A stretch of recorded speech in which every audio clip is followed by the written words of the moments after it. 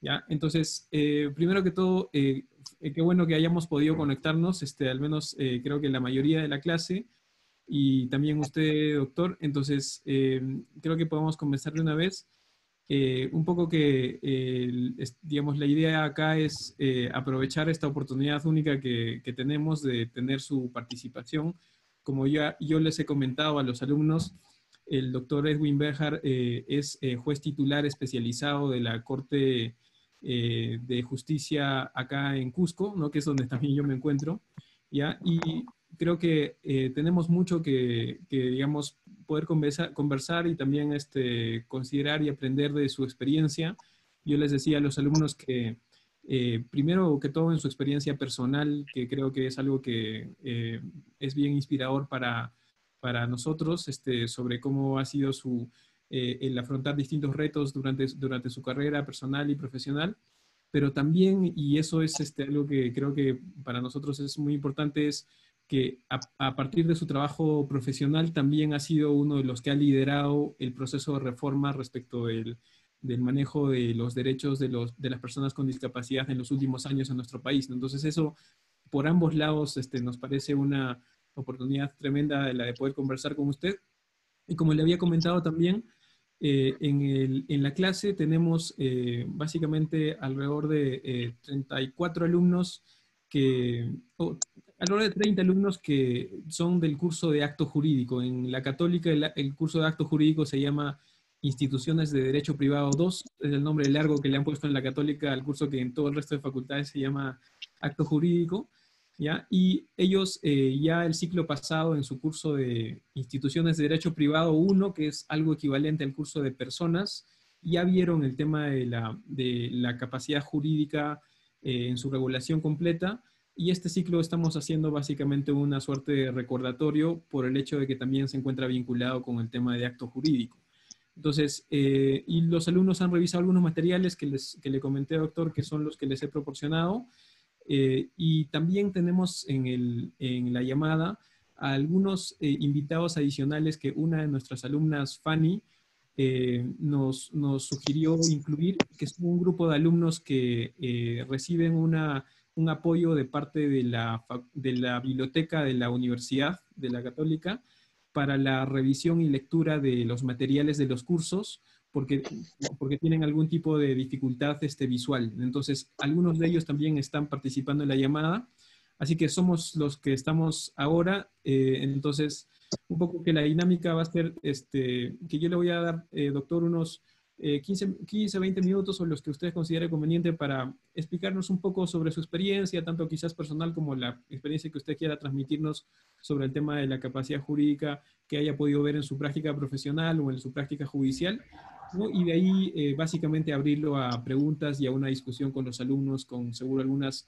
preguntas que tengan o quizás algunas sugerencias o aportes que ellos puedan hacer, ¿ya? Y yo básicamente lo que voy a tratar es de ser el moderador, ¿no? Y ver si es que ahí si se necesita incluir alguna pregunta adicional, pero en principio lo que quisiera es que aprovechemos en el diálogo de usted con los alumnos. Así que eso es básicamente lo que estamos comenzando 8:10 y tenemos hasta las 9:30 en principio programado.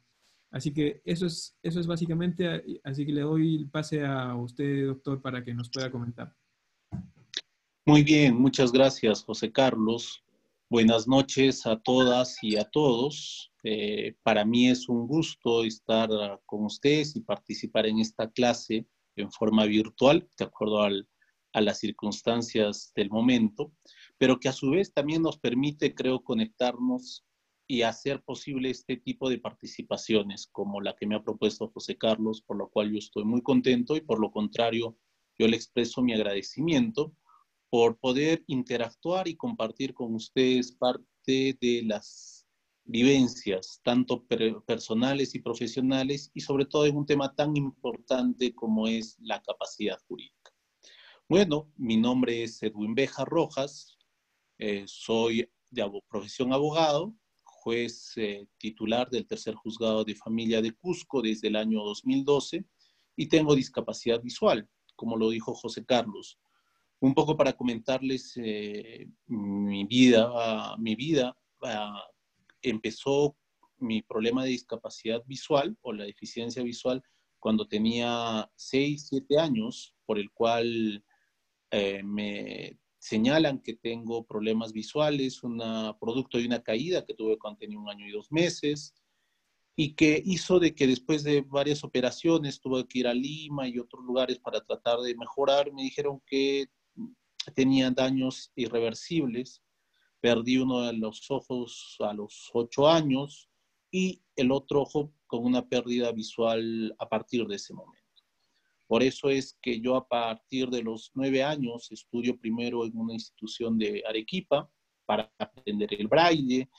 Todavía tenía resto visual, pero que me ayudaba solo en el tema de caminar o desplazarme. Hice mis estudios de primaria en Cusco, en un colegio especial, Nuestra Señora del Carmen.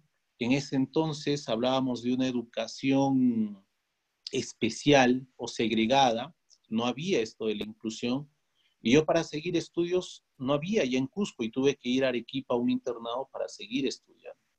Incluso ahí había una especie de secundaria técnica, pero viendo mi desempeño me dijeron que yo tenía que seguir estudios y fue uno de los primeros casos de inclusión a partir del segundo de secundaria en Arequipa.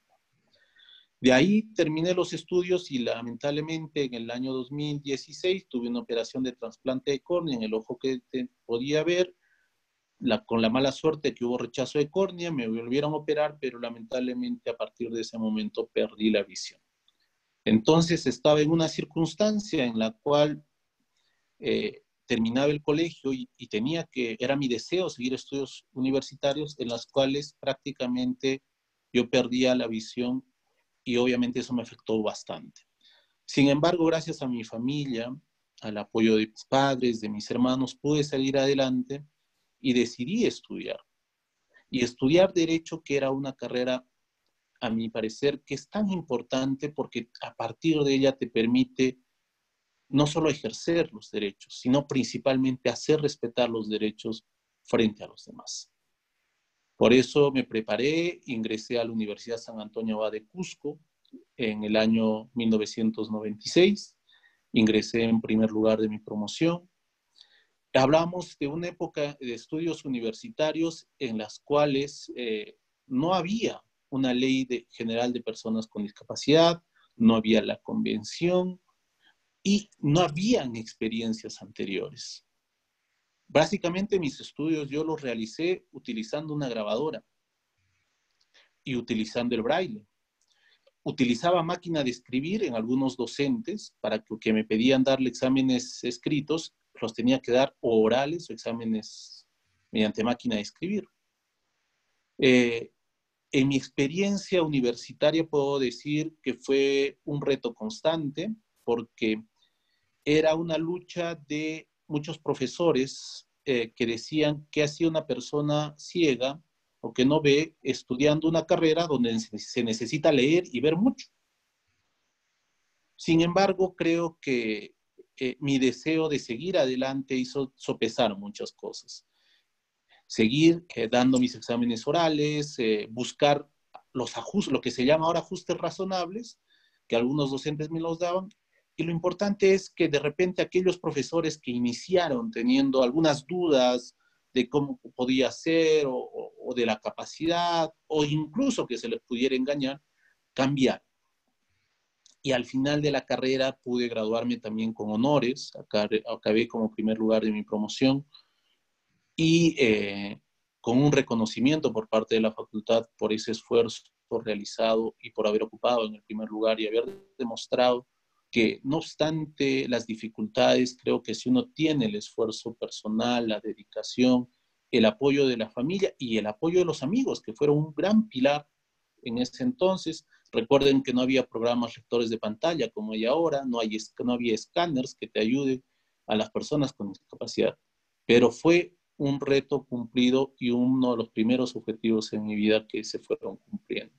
De ahí me gradué, seguí adelante, seguí realizando, me presenté a diferentes concursos. Hablábamos de un tiempo, cuando acabé la universidad del año 2001, empecé trabajando en la Defensoría del Pueblo, pude hacer carrera ahí, trabajé, Madre de Dios, como jefe de la Defensoría del Pueblo por 2 años, luego seguí estudios de maestría, luego doctorado acá en la Universidad Nacional San Antonio Abad del Cusco, tuve experiencia también en la Municipalidad de Cusco, en el área administrativa y luego en el área de ejecución coactiva, hasta que en el año 2009, después de haber realizado diferentes estudios, yo decido postular a la carrera judicial, que es algo lo que me llamaba la atención, ser magistrado.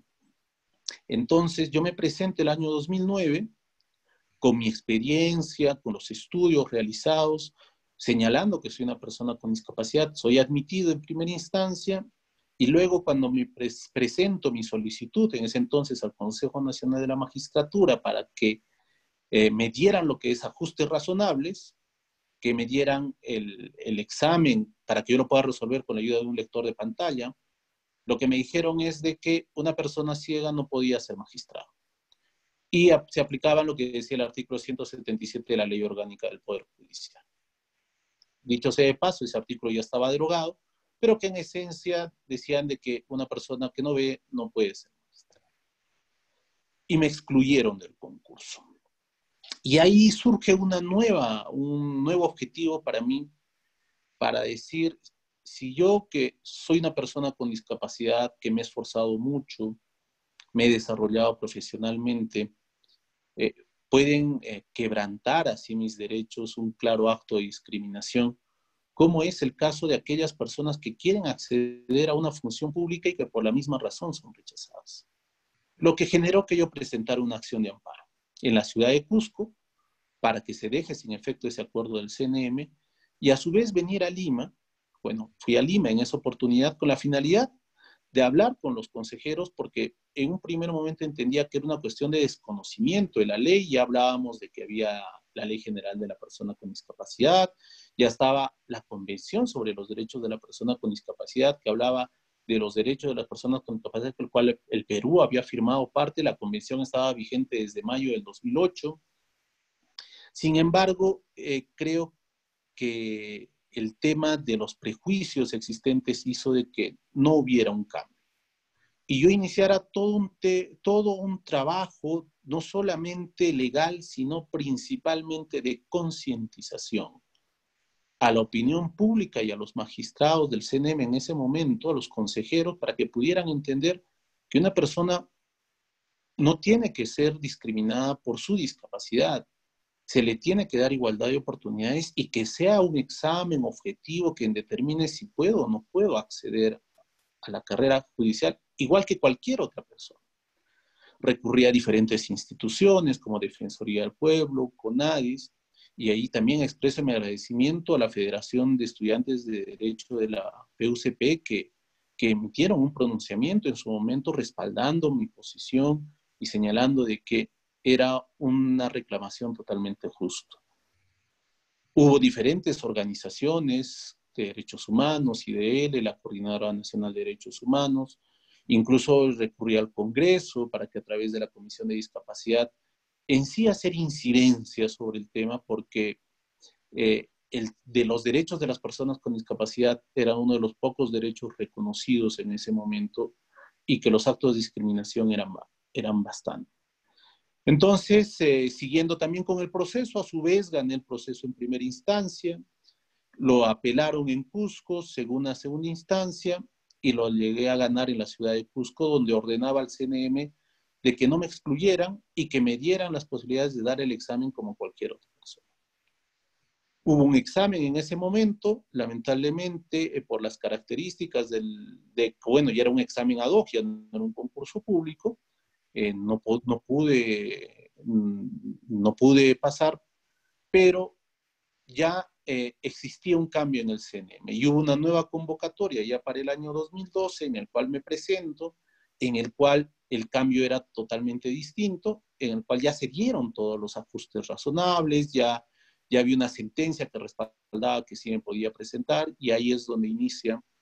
Llego a dar todos los exámenes y logro entrar a la carrera judicial y siendo considerado el primer juez invidente en la historia de Perú y en sí en toda Latinoamérica, quizás gracias a todo el esfuerzo profesional realizado hasta ese momento.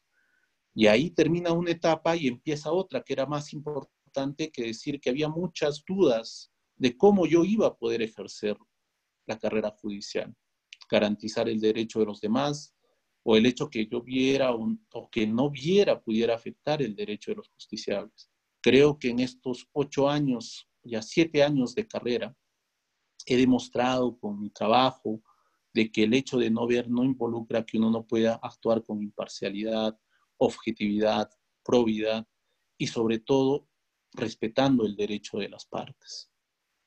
Y en temas tan sensibles como los que ve un juez de familia, donde ve personas vulnerables como son niños, adolescentes, personas con discapacidad, adultos mayores, víctimas de violencia, entre otras cosas. Y en todo este año no he tenido ningún inconveniente en el ejercicio de mi no cuestionamiento por el hecho de no ver, y por lo contrario, el ejercicio de la carrera judicial me ha permitido emitir sentencias trascendentes, como es el caso de la primera sentencia de acoso escolar contra instituciones educativas, la aplicación de control de convencionalidad, precisamente en el tema de capacidad jurídica, inaplicando el Código Civil, o la aplicación de sentencias de lectura fácil. Creo que para terminar, lo que quiero decir yo es a todas las personas con discapacidad en general, o a quienes tienen alguna persona con discapacidad, un familiar o un amigo, es de que nosotros no queremos preferencias, lo que necesitamos son oportunidades. Y creo que con el esfuerzo, con la dedicación, se puede salir adelante, se puede conseguir los objetivos personales y profesionales, y que podemos, creo, demostrar nuestra capacidad e idoneidad para desempeñarnos profesionalmente. Entonces, creo que eso es un poco mi historia personal, y quiero pasar al otro ámbito, que es ya mi desarrollo profesional y en el tema de capacidad jurídica, que es lo que amablemente me ha invitado el profesor José Carlos para compartir con ustedes. Creo que la aplicación del decreto legislativo o la vigencia del decreto legislativo 1384 ha sido un esfuerzo de múltiples partes y por el respeto de la capacidad jurídica de las personas con discapacidad. Sabemos que hasta antes de eso, lo que se aplicaba era la incapacidad absoluta o relativa, y que las personas con discapacidad estábamos en un modelo de sustitución y hemos pasado a un modelo de apoyos. Creo que es un cambio importante. El primero, y eso quiero destacar, es el primero en Latinoamérica, incluso ha sido reconocido como el primer cambio legislativo a nivel internacional que aplica plenamente la convención. Y esto porque si revisamos casos como Argentina o España, han aplicado la convención, pero han mantenido todavía en su legislación la interdicción civil. Es decir, que no se ha adecuado plenamente o no se ha armonizado plenamente la legislación a la convención como sí lo ha hecho nuestro país. Este cambio, que ha sido requerido o era múltiples proyectos del 2014, ha sido asumido por una iniciativa del Ejecutivo y que ha generado en la práctica muchas cosas buenas y también algunas, no diría yo problemas, pero sí que algunos ajustes que se necesitan en el tema de la aplicación. No por el tema de la ley, sino principalmente por los operadores jurídicos.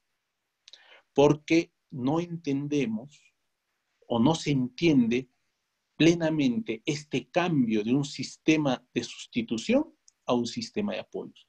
Y por eso yo estoy contento de estar con ustedes el día de hoy, porque es precisamente con ustedes que necesitamos que entiendan plenamente ese cambio. Porque a veces quienes ya han estado acostumbrados a la interdicción civil, les es muy difícil entender este nuevo paradigma. A manera de ejemplo, el año pasado yo tuve una conferencia en México donde exponía sobre este tema. Ellos todavía no han adecuado, pero han sacado una sentencia del Tribunal Constitucional, de la Corte Suprema para ellos, donde inaplica el Código Civil. Y una de las preguntas me decía, pero ¿para qué cambiamos si hasta ahora estamos bien? Y la forma de la interdicción civil ha funcionado. ¿Para qué vamos a cambiar? Y lo que yo le decía, ¿y eso para quién ha funcionado? ¿Para los demás o para las personas con discapacidad? Y ese es el análisis que tenemos que hacer. El sistema anterior se ha creado o se hacía para supuestamente proteger el derecho de los demás, pero no se protegía el propio derecho de la persona con discapacidad, un aspecto tan importante como es el desarrollo de su autonomía, de su voluntad, de lo que quiere expresar y de su capacidad jurídica. Y quiero compartir con ustedes de repente para hacerlo más didáctico, algunos ejemplos que nos permiten entender qué está pasando con la aplicación. Primero, voy a decir el caso de una persona, se llama Anabelia, que era una persona con discapacidad física y mental. Eso es lo que decía su diagnóstico.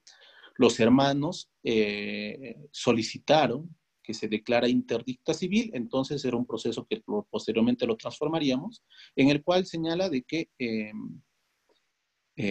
ella, por su discapacidad físico-mental, no puede tomar sus propias decisiones, en otras palabras, y necesita un curador. De acuerdo al certificado médico y certificado de discapacidad, decía que ella no puede caminar, no puede expresar voluntad, no habla. Perfecto. Eso es lo que decía el certificado médico. Y cuando nosotros pedimos en la transformación, dijimos que nos digan si realmente podía expresar voluntad, y ellos decían que no podía expresar voluntad porque estaba en esas condiciones. Lo que se hizo y lo que establece el decreto legislativo 384 no es solo la participación del juez, sino principalmente una participación interdisciplinaria.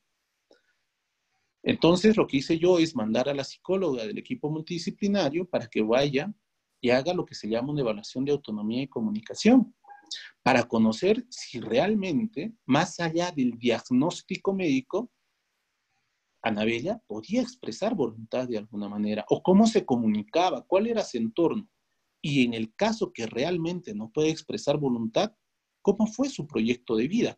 Eso es lo que dice, que los apoyos son designados en función al proyecto de vida, decisiones previas y otras cosas, que eso es lo que nos ayuda el equipo multidisciplinario. ¿Cuánta fue mi sorpresa cuando, realizado este informe, teníamos que Amabella efectivamente tenía problemas de discapacidad física, tenía una columna que no le podía pararse o desempeñarse normalmente, caminaba con la ayuda de un andador, había desmejorado mucho desde el fallecimiento de su papá hace un año, y el motivo por el cual necesitaban los apoyos era porque querían tramitar su pensión, y que ella reconocía a sus familiares. Ella trataba de hablar, pero por la discapacidad ya no podía hacerlo. Y indagando con la familia, ella hablaba antes. Ella sabía escribir. La discapacidad ya no le permite ella escribir con normalidad, pero con paciencia podía escribir. Podía hacer gestos. Cuando tú le hacías algunas preguntas, ella entendía y movía con la cabeza sí o no. Y cuando pedíamos identificación, podía señalar a una u otra persona. En sí lo que detectamos es que esa persona sí podía expresar su voluntad. Entonces, y ahí va uno de los primeros problemas, es la falta de información. Las familias ni los abogados actualmente todavía no están conociendo plenamente lo que es la capacidad jurídica y lo que son los apoyos para el ejercicio de esta capacidad jurídica. Entonces, lo que hice como juez es darle toda la información, explicarle, hacer una audiencia en su domicilio, explicarle para qué querían los apoyos, que en este caso era para su atención en salud, para que ella pueda seguir siendo atendida, y por el tema de la pensión de su papá, y explicándolo ella entendió. Y cuando le dijimos quién quería era que le apoye, dijo que quien quería que le apoye en su tema personal, cuidado personal, era su mamá, pero para los temas de sus trámites señaló a otra de sus hermanas. Y así lo que tangibilizamos es de que ella pudiera expresar su voluntad. ¿Qué hubiera pasado si yo me hubiera dejado guiar por el simple diagnóstico médico y decir, bueno, acá me dice que no puede expresar voluntad? Simplemente se hubiera designado unos apoyos en la función de lo que quería la familia, o de lo que podría querer el juez, pero no de lo que quería la persona con discapacidad. Y por eso es importante cumplir con lo que dice el decreto legislativo 1384 que modificó el Código Civil, que es que el juez debe realizar los esfuerzos reales, considerables y pertinentes para conocer la manifestación de voluntad. Es decir, yo no me debo bastar solamente con un diagnóstico médico o con lo que me dicen los familiares, sino yo debo como juez tener que verificar si realmente puede expresar y si es que puede expresar, hacer todo lo posible, darle los ajustes razonables, que eso es lo que hemos hecho con Amabelia, apoyos informales para que ella pueda expresar su voluntad. Y así garantizar plenamente, y eso es lo que consiste. Y este problema de también de realizar esta operación, también lo tenemos en los magistrados, no en todos. Felizmente la capacitación ha ayudado mucho a entender este nuevo modelo, pero todavía puede haber algunos magistrados que no entienden esto y aún siguen guiándose por criterios médicos o simplemente diagnósticos antes de determinar si una persona puede expresar o no su voluntad. Bien, un poco concluyendo con este ejemplo, ¿qué nos visualiza? Primero, como les decía, falta de conocimiento de los operadores, abogados y también en algunos casos magistrados que necesitamos. El otro es que aún para los familiares, aún el hecho de decir, si bien es cierto, se ha derogado el Código Civil donde decía que las personas con retardo mental o discapacidad mental o esquizofrenia ya eran considerados como incapaces absolutos y relativos, eso ha pasado ahora en las familias. He tenido otros procesos también, ya no para detallarles todo, pero ¿qué pasa? Me dicen, yo, bueno, solamente para recordar, decir que el derecho al ejercicio de la capacidad jurídica involucra de que es la persona con discapacidad quien tiene que solicitar el apoyo. Y solo cuando ella no puede expresar voluntad, lo puede hacer un tercero. Y esto tiene que estar debidamente acreditado. ¿Qué está pasando en la práctica? Que viene un familiar, dice, yo solicito que me designen a mí como apoyo para mi hijo o para mi hermano, quien tiene retardo mental. Y como tiene retardo mental, no puede expresar su voluntad. Es decir, esas barreras jurídicas que existían en el Código Civil se han trasladado al entendimiento de los familiares de las propias personas con discapacidad, que piensan que por el hecho de tener la discapacidad no pueden expresar voluntad. Y ahí he tenido casos de un chico con esquizofrenia donde me dice, y presentan, y ya teniendo la audiencia, recibí su declaración, me entrevisté con él, y él podía expresarse perfectamente. Es cierto, tenía un problema de esquizofrenia, pero era controlado. Él recibía su medicación, aceptaba, entendía que tenía su esquizofrenia, y entendía su situación, pero decía, mis papás no me entienden, o sea, ellos son los que no me dejan salir, no me dejan desarrollarme, y ahí va una sobreprotección de la familia. Y esa sobreprotección quieren tangibilizarla a través de un tema de apoyos. O también muchas veces en tema de temores de que puedan ser engañados. Y lo que hice es tratar de entender a la familia que decía que él había sido heredero de muchos bienes y que su temor era que puedan venir terceros que pudieran influenciarlo indebidamente o pudieran aprovecharse de su situación y enajenar sus bienes. Y lo que hice en ese momento es darles información a la persona con discapacidad. Y ella decía, sí, efectivamente, a veces pasa eso, hay muchas personas que me pueden querer engañar. Y entonces yo le digo, ahí lo que podemos hacer es de repente que tú puedas designar un apoyo para el tema solo exclusivamente de enajenación de bienes. ¿Para qué? Para que no te puedan hacer firmar un documento y explicándole la situación. Él dijo, sí, voy a nombrar un apoyo, pero no quiero que sean mis papás, quiero que sea mi hermano, porque es a la persona que yo más tengo confianza. Entonces, esa es una clara forma de que dando la información adecuada a la persona con discapacidad, y eso es algo que falta, porque operativamente, ya el decreto legislativo y el proceso de apoyos funciona, pero falta que el Estado también asuma un rol de información a las familias y a las propias personas con discapacidad en qué consiste el apoyo y cómo ellos pueden designar apoyos para garantizar su capacidad jurídica.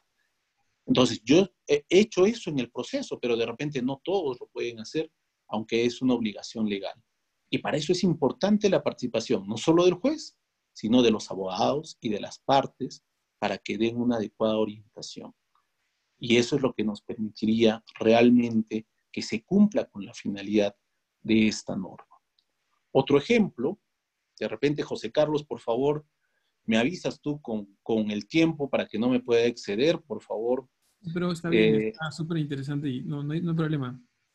Ok.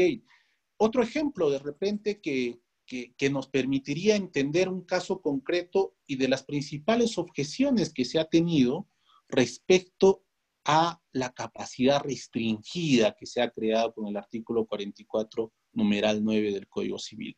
Es decir, de las personas que se encuentran en coma. Y la pregunta ahí de quienes todavía no entienden este modelo dicen, pero si la persona ya está en coma, ya no puede expresar voluntad, ¿para qué le designamos un apoyo? Y ahí debería designarse un curador. Y nuevamente, ahí señalar que lo que se quiere destacar con este nuevo modelo no es que una persona decida, se sustituya en la decisión, sino que principalmente se respete lo que quería esa persona.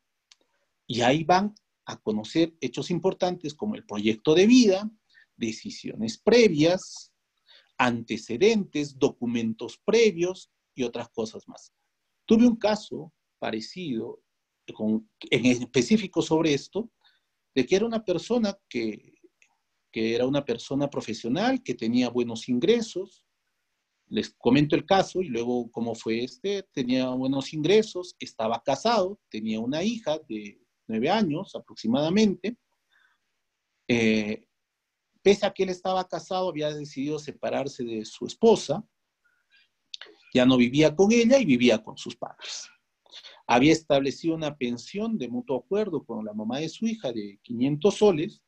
Sin embargo, él voluntariamente y preocupado por el desarrollo de su hija, había decidido pagar su colegio particular para que ella tuviera una buena educación, al margen de la pensión de alimentos que pasaba.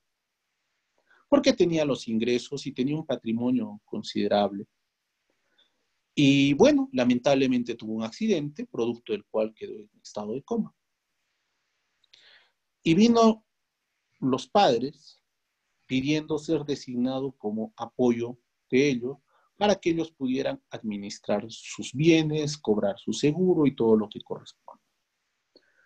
Si hubiéramos estado bajo el criterio anterior, decíamos hay que nombrar un curador, y nombrando un curador a quien hubiera, siguiendo la línea de prelación que establecía el código, a quien hubiera tenido que designarse curador. A la esposa. Porque no estaba separado, no estaba divorciado, estaba casado. Pero él vivía con los padres, ya tenía diferencias con la esposa. Situación distinta que no nos permite, que con el nuevo sistema de apoyos, lo que hace es, otra vez utilizando el equipo multidisciplinario, lo que se tiene que conocer es, uno, ¿cuál era el proyecto de vida? Conocer, a ver, cómo vivía este señor. Porque, ojo, el caso que les he planteado es ya el producto de todo lo que se averiguó con la participación del equipo, la asistenta social y alguna información que se requirió, a ver qué bienes tenía y otras cosas más. Porque ellos no te señalan todo eso. Todos escuché a las partes, a los papás, a la esposa, a todos, para decir realmente cómo fue la situación, cómo era su vida, cómo él se desempeñaba, qué es lo que él quería. Y tres, conocer para qué es que realmente se está necesitando el apoyo. Porque esa es otra cosa. A diferencia de lo anterior, que era un curador donde se le daba prácticamente carta blanca para que pueda hacer lo que quiera con la persona con discapacidad y con sus bienes, lo que establece este nuevo modelo es darles designación de apoyos para casos concretos, actos jurídicos específicos, y con salvaguardias que permitan también delimitar las funciones del apoyo, en este caso, en este tipo de casos concretos. Y lo que querían es, uno, cobrar y pagar la pensión. El tema de la pensión, los papás lo que querían era solamente pagar los 500 soles, porque eso es lo que se había establecido legalmente, y la esposa obviamente y la hija reclamaban de que si eso era así, ella ya no podía seguir estudiando. Veíamos el patrimonio y incluso algunas declaraciones de algunos amigos, y él decía que él siempre estaba preocupado por la educación de su hija. Él quería que su hija termine en ese colegio, incluso había contratado un seguro para que ella pudiera seguir estudios universitarios. Entonces, teniendo en cuenta ese proyecto de vida, lo que se estableció es de que más allá de los alimentos, se tuviera que cumplir también con el pago de la educación, porque su patrimonio lo permitía. Obviamente el cuidado estaba a cargo de los padres y se determinó para algunos actos jurídicos más concretos, algunos trámites de seguro, o a otros para que pudiera ser realizado por los padres. Y para algunas otras cosas más, se establecieron salvaguardias para que pudieran informar al juzgado y dar un seguimiento de que realmente se pueda cumplir con los apoyos. Y se estableció la restricción de que no podían disponer del patrimonio del señor, salvo que tuvieran una autorización expresa por el juzgado. Y con eso salvaguardábamos lo que quería la persona. No obstante ya estar en estado de coma, se toma en cuenta sus decisiones previas, lo que hubiera querido. Y alguien me hizo una pregunta sobre este caso y me dijo, ¿qué hubiera pasado? Y efectivamente él tenía una novia, una nueva pareja, con la que quería casarse. Bueno, le había dicho que quería casarse. La pregunta es, ¿qué hubiera pasado si es que él hubiera dicho un momento ya quería casarse? ¿Se podría designar apoyos también para decir te puedes casar? ¿O podría casarse en esa circunstancia? Y yo creo que hay que ahí analizar que también los apoyos son para el ejercicio de determinados derechos, pero no para derechos personalísimos, como puede ser el hecho de casarse, y más aún si no se tienen los indicios necesarios. Entonces, creo que la labor del juez es muy importante en este tipo de casos y también de las partes que brinden la información necesaria. En un caso similar, recuerdo otra familia en el cual, obviamente, una persona adulta mayor, que también ya no podía expresar voluntad, en el cual uno de los hijos me pedía que le nombre como apoyo para que cobre la pensión de su papá, una hija con la que vivía, pero indagando sobre su historia de vida y recibiendo documentos previos, teníamos de que el señor, antes de caer en esa situación de ya no poder expresar voluntad, él había designado que sea otro hijo quien tenga que cobrar su pensión y se encargue de su cuidado. Obviamente la persona que nos había solicitado los apoyos es la que tenía mayores recursos económicos. Y este hijo no muchos, pero también quería hacerse cargo del cuidado de su hijo, de su papá, mejor, disculpen. Entonces, si no hubiéramos tenido esos antecedentes, esas cartas poderes que él hacía, incluso grabaciones donde él expresaba con quién quería estar, de repente no se hubiera respetado plenamente su voluntad. Para finalizar, no sé, creo que ya me excedí un poco en el tiempo, lo que yo quiero dejar como reflexión para ustedes es de que para entender plenamente esta capacidad jurídica de las personas con discapacidad, tenemos que entender de que no solamente es lo que quiere el juez o quieren las otras personas, es principalmente llegar a lo que quiere la persona con discapacidad. Y si precisamente estamos buscando apoyos para el ejercicio de la capacidad jurídica, es porque la persona con discapacidad no lo puede hacer necesariamente por sí mismo. Y por eso la ley prevé que el juez debe dar apoyos, ajustes razonables, adecuaciones, utilizar un lenguaje claro y sencillo, explicar en qué consiste cuando se pueda, recibir gestos, palabras, utilizar mecanismos alternativos de comunicación para recaer realmente en la capacidad jurídica o entender realmente la expresión de la voluntad de la persona con discapacidad, sea discapacidad mental, intelectual, que son las más vulneradas, pero también otro tipo de discapacidades. Y por qué no hablar también de adultos mayores actualmente, en el cual que está asociada muchas veces también a temas de discapacidad. Y un último problema, que no yo lo grafico ya en un ejemplo, pero que ocurre, es que muchos abogados aún siguen presentando demandas de interdicción y cuando se les rechaza lo que hacen es, en vez de poner interdicción, ponen ahora apoyos. Pero la lógica sigue siendo la misma. Quieren que se nombre una persona que tenga toda la capacidad de representación para poder enajenar los bienes, disponer. Y a veces, en algunos casos, he visto al inicio, felizmente ahora ya no, de algunos jueces que lo que hacían era nombrar con apoyo en forma indeterminada y con facultades de representación plena para todos los bienes. En otras palabras, eso es curatela. Porque si yo no determino los actos, yo no determino para qué y no establezco salvaguardias, por más que yo diga que son apoyos, en la práctica lo que estoy haciendo es nombrar curatela. Y eso es lo que queremos que cambie. Y eso va a cambiar en la medida que ustedes, desde ahora que están haciendo estudios de pregrado, puedan entender y comprender y luego aplicar adecuadamente este nuevo enfoque en la aplicación de la capacidad jurídica. Creo que hasta ahí, Sí, José Carlos, si tienen alguna pregunta sí. o no sé, a tus órdenes, lo que tú puedas señalar.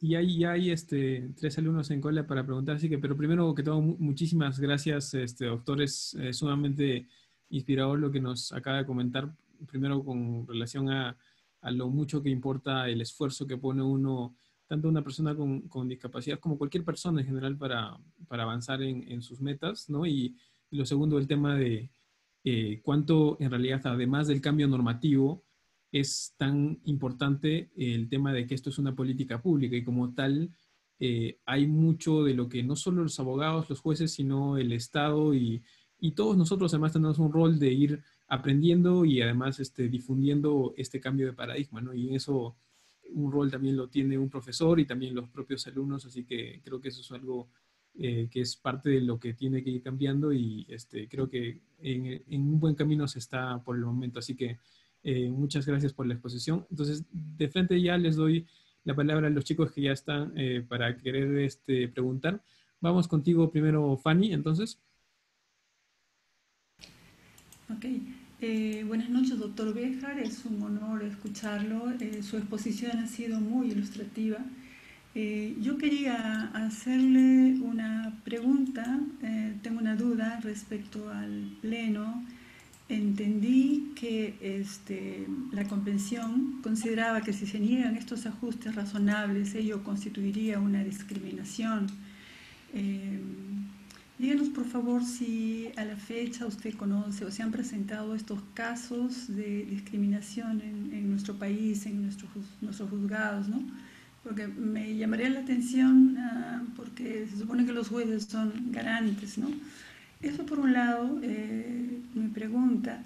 Y usted dijo con mucho acierto en el Pleno que aún existen barreras físicas, mentales y jurídicas, ¿no?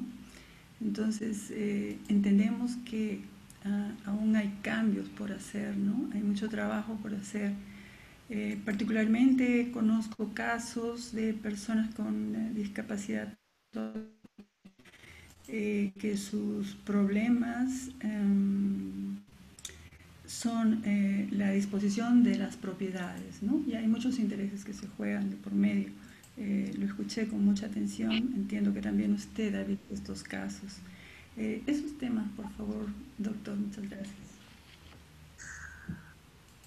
Gracias, Fanny. Sí, doctor. Muy bien, José Carlos. ¿Respondemos pregunta por pregunta o escuchamos a todos como tú me digas? Creo que vamos pregunta por pregunta porque tenemos todavía tres personas en la cola, cuatro personas, así que quizás vamos pregunta por pregunta. Perfecto, muy bien, Fanny, muchas gracias por estar el día de hoy y por tu participación. Efectivamente, el tema de la discriminación contra las personas con discapacidad, yo puedo decir que ha disminuido, pero no ha desaparecido. Y efectivamente, la convención es clara al señalar que la denegación de un ajuste razonable constituye discriminación. Un claro ejemplo de esto es mi propio caso ante el CNM. A mí lo que se me denegó es el acceso a la función pública a través de no negarme ajustes razonables.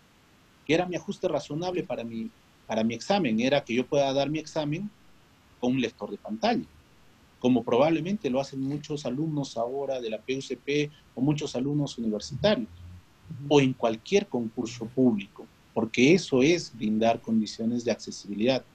Y fueron denegados y precisamente yo demandé y se declaró nulo eso por el tema de discriminación claramente contra las personas con discapacidad. Existen aún casos de universidades que no brindan los ajustes razonables a los alumnos, teniendo en cuenta su discapacidad. No existe la adecuación de las currículas. Tenemos también denegación de ajustes razonables en el tema educativo primario y secundario, que muchas veces son denegados en poder acceder porque dice que no tienen las condiciones necesarias y también constituyen caso de discriminación. Hay mucho por hacer en ese tema, hay mucho por trabajar, la verdad, y lo importante es que cada vez se hagan casos más se tenga que recurrir a los diferentes estamentos o canales que existen para poder realizar estas denuncias, para que también puedan hacerse los cambios correspondientes, que como los digo, son temas culturales. A veces son desconocimiento, a veces es la falta de información o simplemente los prejuicios existentes. Tengo muchas personas que en mi caso particular me decían, yo la verdad no sabía todo el tema tecnológico que tú puedes tener para poder acceder, leer los expedientes, emitir tus sentencias o realizar tu trabajo. Y que antes de conocerlo pensaba que no se podía realizar. Y creo que esa concientización es a la que tenemos que trabajar. Y sobre el otro tema, sí, efectivamente hay muchos temas en disputa en el tema de apoyos y principalmente son patrimoniales. El querer que sean designados como apoyo prácticamente para administrar o disponer los bienes. Y por eso es la importancia, uno, de tener jueces debidamente capacitados para que realmente conozcan el fondo del asunto. He escuchado de algunos colegas que dicen, pero si ya tengo el certificado que dice que no puede expresar voluntad, ¿para qué quiero más? Simplemente designo apoyo. Pero ojo, la ley te dice tú tienes que realizar esfuerzos reales considerables y pertinentes. Que yo leyendo con el reglamento me dice, oye, tú como juez tienes que conocer para qué vas a dar y cuando tú des el apoyo tienes que dar para actos concretos y para defender los derechos de la persona con discapacidad. Entonces, yo puedo dar para lo que necesita, no para lo que quieren necesariamente las partes. Y a veces te ocultan bienes, te dicen, a ver, y me ha pasado, donde dicen, no, yo quiero para el cobro de pensión. ¿Y tiene otros bienes? No tiene bienes. Pero cuando yo pido información a registros públicos o pido la participación de otros familiares, me dicen, no, hay este bien, recibe estas rentas, recibe. Entonces lo que necesitamos es ver un tema integral para evitar realmente este tema de abusos. E incluso lo que yo he hecho muchas veces es lo que también debemos garantizar a las personas con discapacidad, independientemente si expresan o no su voluntad, y especialmente las que no pueden expresar voluntad, la participación de realmente el derecho de acceso a la justicia a través de una defensa en el proceso. ¿Qué pasa? Presenta el hijo, digamos, de la persona con discapacidad, solicita el apoyo.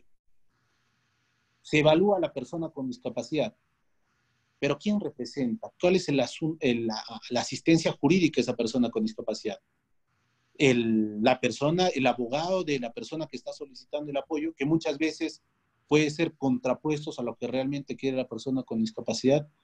Y ahí el reglamento que ha dispuesto el Poder Judicial, el 046-2019, establece que incluso se puede nombrar un defensor público para que pueda ser abogado de esta persona. Y creo que en la medida que implementemos todas estas formas en el desarrollo del proceso, podríamos garantizar realmente el derecho no solo a la capacidad jurídica, sino también al derecho a la que se conserve el patrimonio de la persona con discapacidad. Gracias, doctor. Tenemos a Gracias. Angélica, Diana y Harold en la cola. Vamos contigo, Angélica. Buenas noches, doctor Edwin. Muchas gracias por estar en nuestra clase. Mi nombre es Angélica y yo también tenía una pregunta sobre el pleno. Usted mencionó sobre los apoyos institucionales para casos concretos.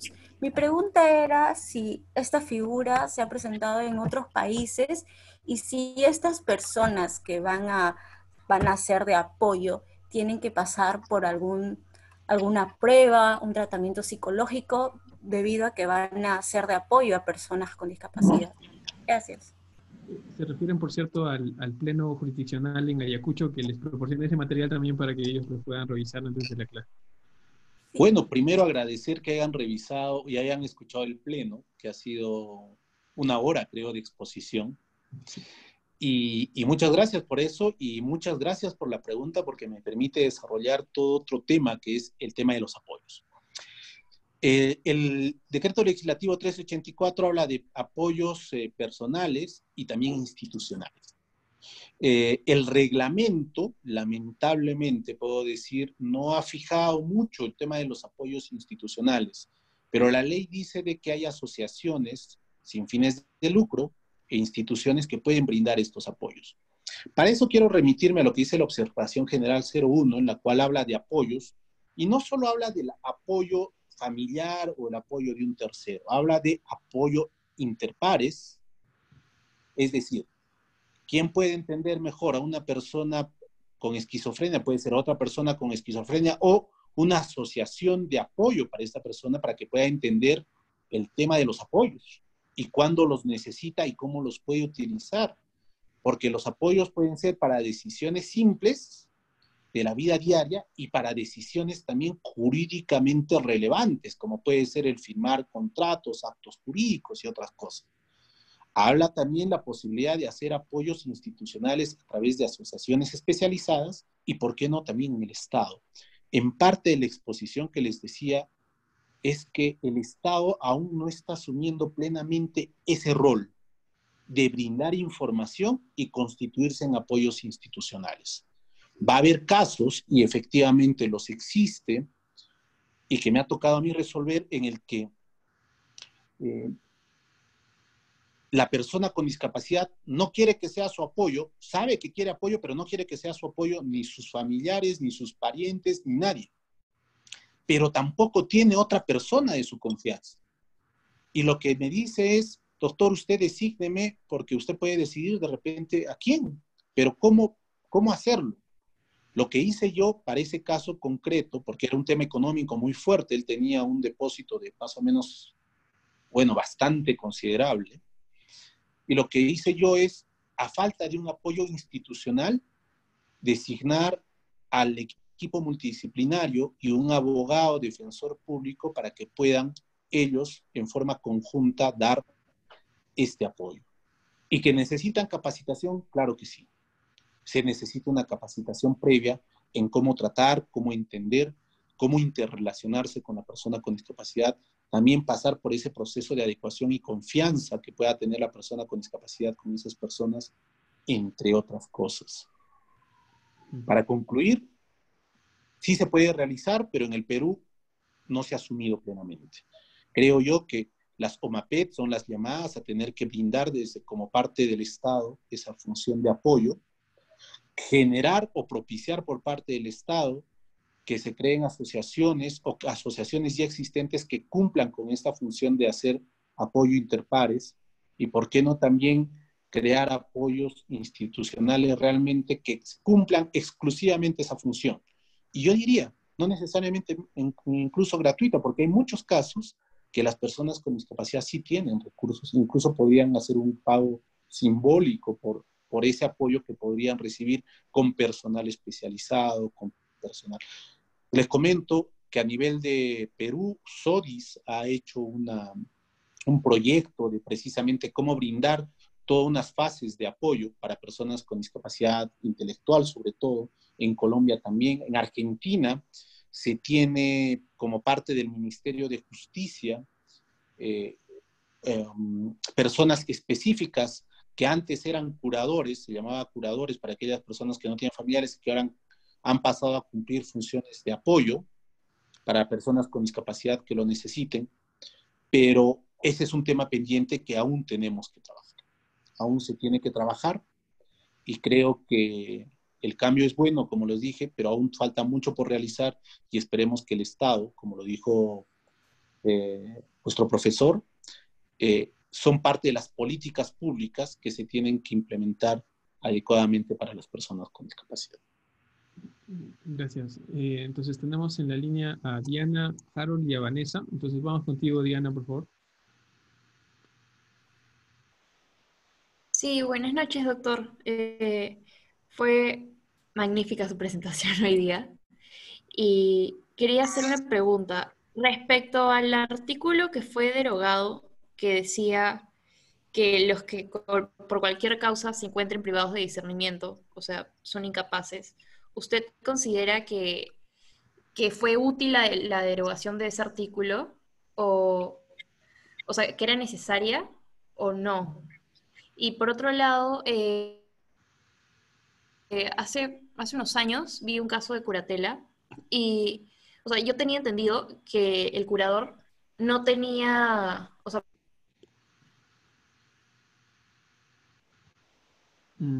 Diana, creo que se cortó el audio. ¿Estás por ahí?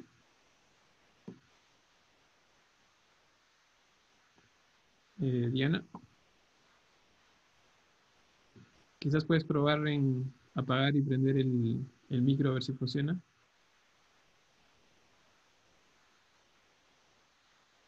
O si quieres también puedes mandar tu pregunta por el chat y le puedo comentar. Ya, creo que ya está. Sí, ahora sí, a ver, ¿puedes hablar? sí, ¿en qué parte me quedé? Estabas hablando del caso, ¿no? La curatela. El caso de la curatela que habías visto anteriormente. Sí, entonces tenía entendido que el Ministerio Público, creo, le nombraba un curador para que vea los intereses del incapaz ante la demanda que le hacían los hijos.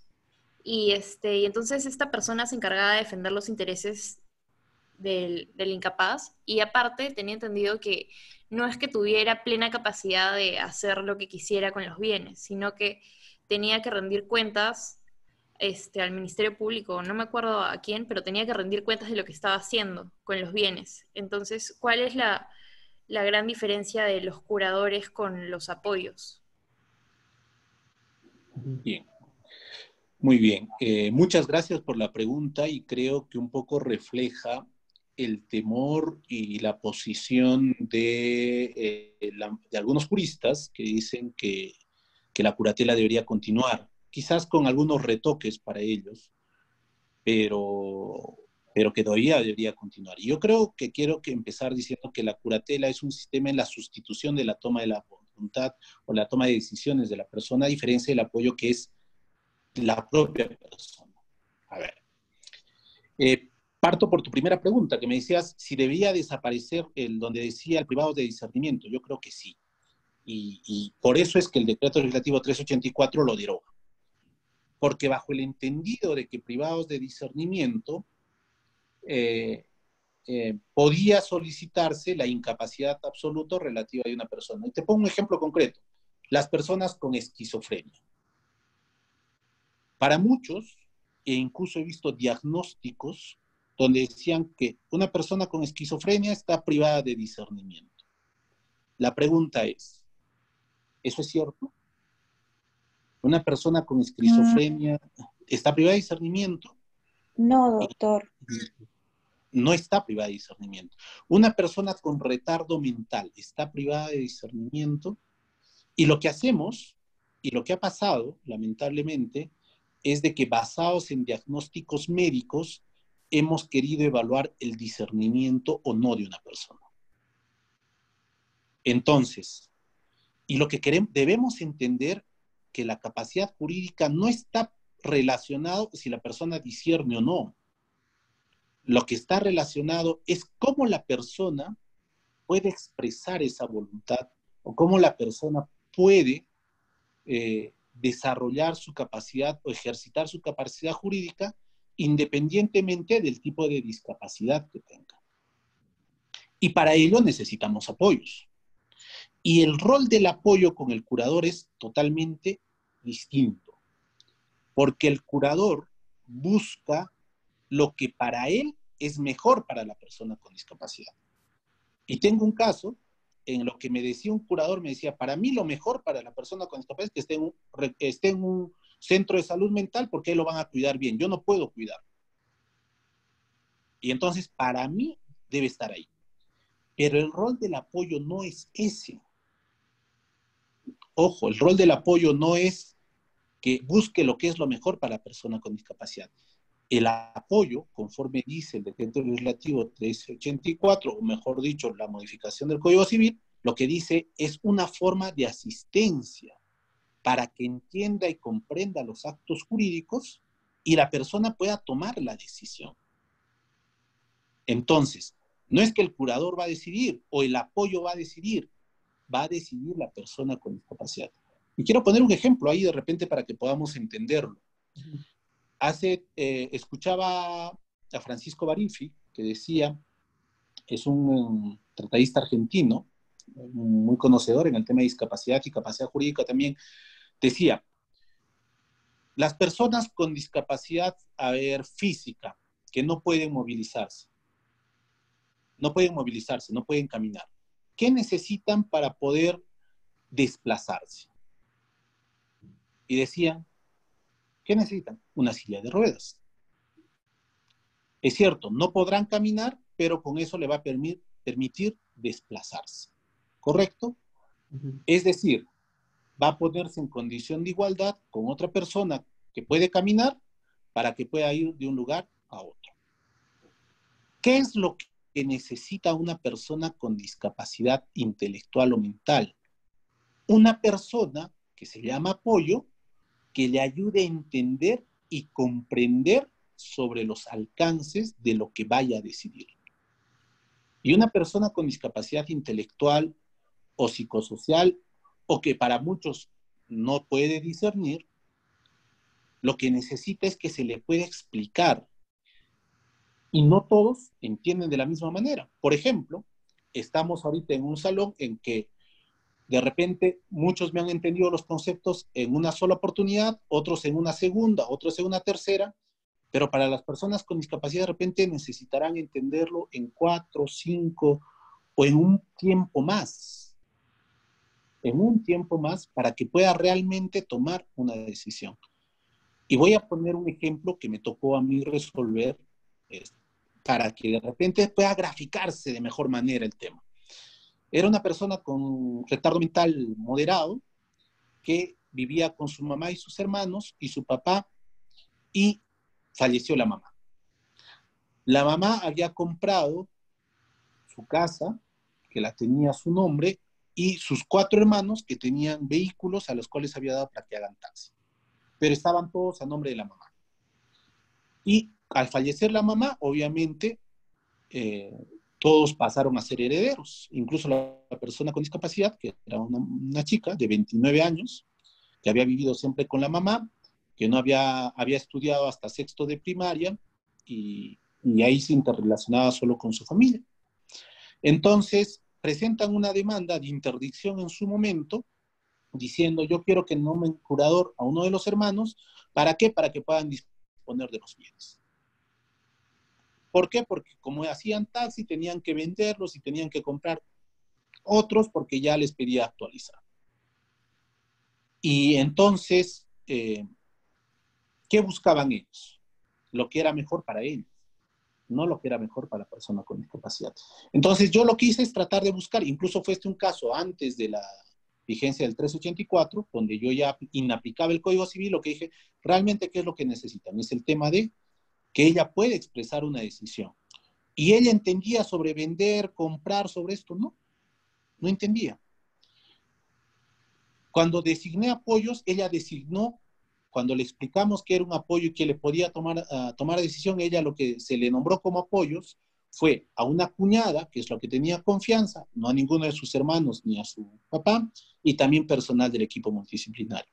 Se hizo todo un trabajo con esta persona para que pudiera entender qué significaba enajenar y que tenía esos bienes y cuál era la necesidad de sus hermanos.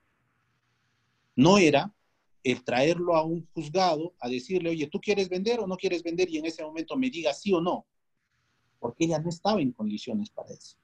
Pero después de hacer todo ese trabajo previo, de entender los apoyos, de que comprenda la trascendencia de su sucesión, ella dijo, sí, yo le voy a dar a mis hermanos, pero quiero que ellos, porque mi mamá a mí me ha dicho que yo me iba a quedar aquí en la casa donde yo estaba. Y yo quiero también que ellos me puedan dar eso para que yo me quede en la casa. Entonces, ¿expresó su voluntad? Sí. ¿Tomó una decisión? Sí. ¿Pero necesitó apoyo para eso? Necesitó apoyo. Porque muchas veces las personas son excluidas de ese tipo de decisiones aparentemente tan sencillas para nosotros, pero que para ellos necesitan mucho más tiempo y mucho más trabajo para poder entenderlo. Y por eso la importancia de que se creen instituciones también especializadas que permitan acompañar en esta toma de decisiones y que los apoyos realmente cumplan esa función.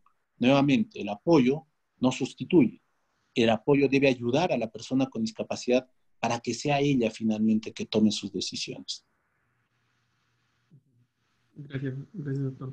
Entonces tenemos en la línea a Vanessa y luego tengo una pregunta que me mandó Tania por chat, así que vamos primero con Vanessa. Buenas noches, doctor Edwin. Si bien mis compañeros ya han mencionado algunas de mis preguntas, quisiera primero felicitarle por compartir su experiencia enriquecedora con nosotros, con esta clase, y quisiera también preguntarle qué nuevos retos o qué límites ha encontrado a esta reforma que se ha hecho, ¿no? Que aún estarían vigentes para mejorar la concordancia que tendría la convención en relación a nuestro Código Civil. Gracias. Muy bien, muchas gracias. Más bien a ustedes por estar acá y por el interés en el tema. Bien, como les decía, es uno de los primeros países que está en la reforma. Hay muchas cosas para mejorar, creo que les he dicho a lo largo de la exposición. Necesitamos cambiar la forma de pensar, entender adecuadamente, mucha capacitación para los operadores de justicia, capacitación para las personas con discapacidad. Necesitamos que el Estado asuma realmente también el tema de los apoyos institucionales, apoyos interpares, promover el informar a las personas con discapacidad para que ellos entiendan cuándo son apoyos, cuándo necesitan y cómo pueden utilizar los apoyos, porque muchas veces inicia el proceso el abogado y cuando tú les preguntas en audiencia, no saben ni para qué son los apoyos, ni mucho menos qué son las salvaguardias. El tema del seguimiento, eso es algo que se tiene que trabajar. Se ha trabajado muy interesantemente el tema de seguimiento en el caso de apoyos para adultos mayores a través del SIAM. Quienes realizan un seguimiento, visita, necesitamos implementar eso, tanto para los adultos mayores y también crear algo similar para las personas con discapacidad, para el seguimiento de los apoyos. Entonces, creo que hay muchas cosas por hacer. Lo importante es que ya la legislación ha cambiado, que eso era la principal barrera que existía y que aún tienen muchos países. Muchos países aún están pendientes de lo que nosotros podamos hacer. He estado en reuniones en España, Francia, donde también en la actualidad vienen trabajando para poder cambiar su legislación y armonizarla plenamente a lo que dice la Convención. El tema de interpretaciones y casos concretos hay. También quiero que se entienda de que el apoyo no es un modelo aplicable a todos. El apoyo es algo lo que muchos dicen, es como un traje a la medida. Hay que buscar el apoyo específico con las características particulares para cada persona. Y eso hace que sea más complicado, es cierto. Hace que sea más difícil, sí. De repente hasta demora un poco más de tiempo, pero es lo que se necesita. Y a veces también la carga del Poder Judicial no hace de que uno pueda dar todo el tiempo que quisiera, pero necesitamos hacer. Y por eso principalmente cuesta, porque antes era fácil decir, ah, ya tiene esquizofrenia, incapacidad relativa, nombro curador para esto, y se acabó. Era más sencillo. Ahora es más complejo, pero es necesario. ¿Por qué? Porque estamos hablando del respeto de derechos. Y eso es algo que debe prevalecer. Gracias. A ver, tenemos ahí en la línea a Carlos y a Nadia, pero antes Tania me había mandado una pregunta por chat que la voy a hacer, que lo mandó antes que ustedes. Decía Tania primero que todo, sin duda es admirable su disposición, doctor, por querer concretar los estudios universitarios y cómo logró su objetivo a pesar de los obstáculos. Menciona eso primero.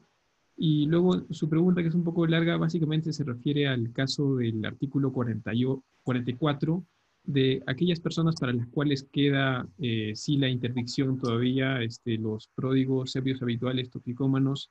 No, si tiene un comentario respecto de las personas que todavía se han listado ahí como personas con capacidad restringida, ¿no? Y si en parte la lógica de lo que estamos hablando también aplicaría para estas personas. Esa es la pregunta que venía de Tania.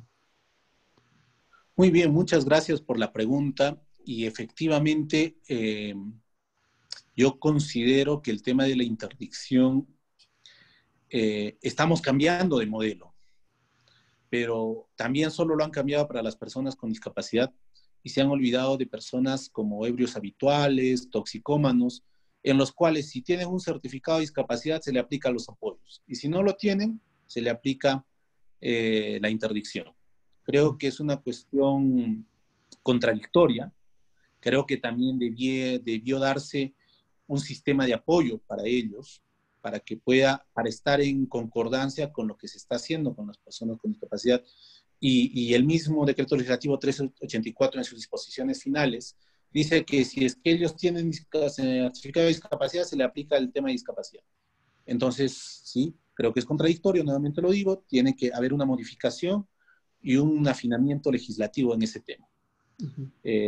Y propender al tema de los apoyos en general para las personas con discapacidad. Ya ha hablado también para el tema de adultos mayores, que así se señala, el Código Civil no lo refiere, pero también estamos hablando de apoyos para adultos mayores que pueden no tener incluso discapacidad, que lo puedan realizar. La convención, que si bien es cierto, de adulto mayor que no la ha ratificado el Perú, también lo considera. Entonces, sí hay que hacer un tratamiento legislativo y una mejor armonización con esos incisos del artículo 44 todavía del Código Civil. Gracias. Entonces vamos con Carlos y luego terminamos con Nadia. O quizás si alguien más tiene, puede ir entrando a la cola, pero vamos con Carlos primero. Buenas noches, profesor, buenas noches, juez Edwin Bejar, muchas gracias por su espléndida conversación. Y bueno, iba mi pregunta. Quería saber si usted ha tenido algún caso o ha visto o ha conocido de casos en los cuales el poder político o económico, es decir, digamos, de corrupción, que hayan querido forzosamente querer declarar interdicta por beneficio propio a una persona con discapacidad, por ejemplo, que haya caído en estado de coma, o por herencia, por capacidades físicas, para poder, digamos, enajenar los bienes de esa persona, ¿no? Y si los ha tenido, ¿cómo se ha resuelto? Bien, muchas gracias por la pregunta. Sí, efectivamente, yo no lo he conocido ya en un tema de rehabilitación. Les comento brevemente. Era el caso de una persona con discapacidad psicosocial, esquizofrenia, controlado, pero que años atrás, antes de la vigencia de la convención, bueno, ya vigente la convención, pero todavía aplicando el Código Civil el año 2010, había sido declarado interdicto, nombrado como curador a su hermana, y que la finalidad básicamente era disponer los bienes como lo han hecho, de gran parte de su patrimonio, y a él lo internaron en el Centro de Salud Mental de Cusco porque bueno, tenía esquizofrenia, ¿no? Y para ellos el hecho de tener esquizofrenia era suficiente para que, bueno, sea declarado interdicto civil y también pueda ser internado, ¿no? Un internamiento forzado que ahora está prohibido, ¿no? Esta persona logró salir del centro psiquiátrico y inició con apoyo de la Defensoría del Pueblo una demanda de amparo para declarar nulo ese proceso de acción de amparo. Mejor dicho, ese proceso de interdicción civil, inició una acción de amparo con ayuda de la Defensoría del Pueblo, y luego cayó en mi juzgado un tema de rehabilitación, y en el cual yo, aplicando la convención, lo rehabilité. Él pudo, de alguna manera, poder recuperar sus derechos y poder iniciar las acciones para recuperar sus bienes. Y también a la par, después, ya hace un año, 2 años, creo que recién salió la sentencia de amparo, que había sido iniciada aquí en Lima, en la cual declaró fundada y declaró nula toda la interdicción también. Y se restituyó sus derechos, bueno, para que pudiera resolverse nuevamente, obviamente de acuerdo a los parámetros actuales. En este caso, si bien es cierto, no era un tema político, era un tema económico muy fuerte. Fueron bienes en herencia que fueron enajenados y que ahora a él le corresponde iniciar las acciones, y creo que lo está haciendo también con ayuda de la Defensoría, para poder tratar de recuperar sus bienes. Era una persona que, conforme yo pedí que viniera el psiquiatra, y me dijo, sí, efectivamente tiene esquizofrenia, pero tiene una esquizofrenia que ya no, por el tratamiento que recibe, no impide de que incluso él pueda ejercer profesionalmente, porque él tenía una profesión. Había realizado diferentes estudios y pueda desempeñarse. Incluso había llegado a un tema de indigencia, motivo por el cual la Defensoría del Pueblo lo ayudó. Creo que ahora está un poco rehaciendo su vida, producto de la, creo, mala aplicación de lo que era esto, el tema de la capacidad jurídica y el tema de la interdicción civil para personas con discapacidad, y que nos deja como reflexión eso, de que a veces, si no analizamos bien el caso, muchas veces estos son resueltos a favor de quienes tienen mayor apetito económico, básicamente para satisfacer sus propias necesidades, y no el de las personas con discapacidad, como les decía, como en este caso concreto, que la mejor solución para ellos fue ponerlo a un centro psiquiátrico, ¿no? Y olvidarse de él. Y lo más peculiar de este caso era que él estaba en Cusco y su curadora, que había sido nombrada, estaba en Lima. Y nunca siquiera lo iba a visitar para poder decir que se cumplía determinadas, y no hubo parámetros, ¿no? Esa respuesta, de repente, muchas gracias por la pregunta, y esperamos la siguiente interrogante, la siguiente participación. Muy interesante. Entonces, creo que, y estamos justo más o menos con el tiempo, entonces terminamos con Nadia, con la última pregunta. Sí, buenas noches, doctor Beca, muy contenta por escuchar su experiencia, es un ejemplo para nosotros. En realidad no quiero hacer una pregunta, sino una reflexión. Escuchándolo me hace pensar pues que a veces las leyes no responden a las necesidades de todos y todas, sin embargo, esta se va modificando con el tiempo gracias a grupos, colectivos, ONGs y personas como usted, ¿no? Que hacen valer sus derechos y como consecuencia generan cambios en el sistema y crean precedente, ¿no? Sin embargo, me queda claro que sin un cambio de actitud en los operadores jurídicos, los cambios legales en favor de las minorías serían un riesgo, ¿no? Y nuevamente eso sería mi comentario, mi apreciación, y agradecerle por su grandiosa participación. Espero que no sea la última vez, y agradecer al profesor por darnos la oportunidad de escucharlo. Gracias, Nadia. Perfecto, gracias. No sé si respecto a eso, o unas últimas palabras que nos quiera comentar, así como comentarios finales, doctor. Sí, muchas gracias, Nadia, y concuerdo contigo. Creo que tenemos que tener en cuenta que los cambios, que el derecho, como siempre se nos dice en las clases, el derecho no es estático, el derecho tiene que cambiar también con las nuevas realidades. Pero a veces el derecho demora mucho en cambiar. Y creo que es posible cambiar desde un tema judicial, desde los colectivos, desde las personas que tienen la convicción de que hay cosas que cambiar. No seamos solo en aplicar normas, sino veamos la finalidad y por qué se crearon todas estas normas. Para hacer realmente lo que siempre debe ser la finalidad, es buscar justicia y buscar el respeto de los derechos de todos, todas, de todas las personas en general, tengan o no tengan discapacidad, sean de alguna condición de vulnerabilidad.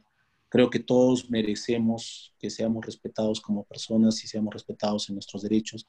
Y uno de estos claros ejemplos era la capacidad jurídica. Yo muy contento de haber estado con ustedes, porque como les decía, son ustedes quienes van a generar muchos cambios más que de repente se necesitan, y necesitamos que ustedes internalicen bien este tipo de instituciones y otras más que seguro lo van a hacer para que generen esos cambios sociales, cambios jurídicos que nuestro país necesita. Y agradecerle también al profesor por haberme invitado, y yo muy contento de haber estado con ustedes el día de hoy. Muchas gracias, doctor.